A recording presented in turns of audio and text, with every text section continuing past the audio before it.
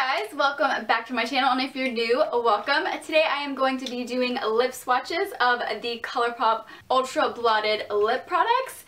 So that's what I'm going to be doing today, and let's just jump right into that.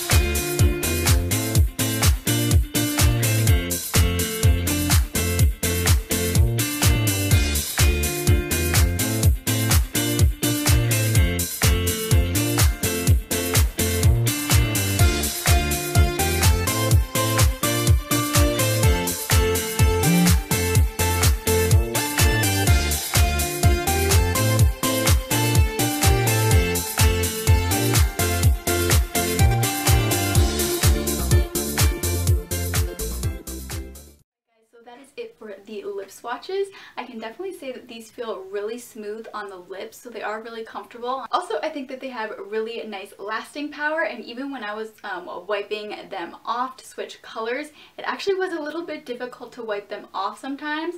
So that is good when you want to have a product that is going to last a good amount of time throughout the day. Anyway, so that is it for today's video. I hope that it was helpful, and if you liked it, please give me a thumbs up. And if you would like to see more from me in the future, please subscribe to my channel.